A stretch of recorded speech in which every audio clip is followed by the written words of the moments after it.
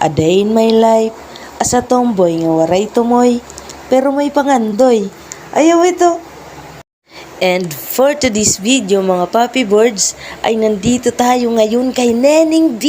Shoutout sa mga kabataan dyan. Ma, anong ulam?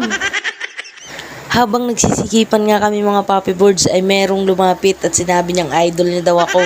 At syempre, dinedma ko lang siya mga Papi Birds kasi nga ang target lock natin ngayon ay si Neneng B. And fast forward na nga mga Papi Birds, ayan pala yung kuya ni Neneng B.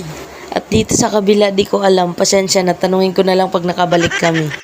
So ayun na nga mga Papi Birds, ako yung matangkad na nasa gitna. At malapit na nga ako sa katotohanan mga Papi Birds. Ang masama lang ay wala si Neneng B. Diyos ko, kung kailan kami andito, wala siya. At nung tinanong ko mga tao dito, may taping daw sa Batang Quiapo, Emila. At matapos ngang matagal at tiisan ng amoy na paghihintay, ay sa wakas makakakuha na ako ng rasyon ko, Emila.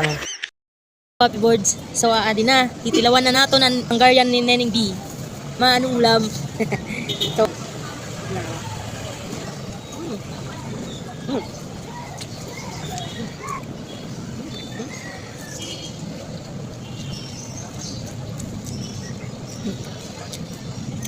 Kung gusto niyo matry, baka din nakamuha kaya po. Yun lang, bye-bye.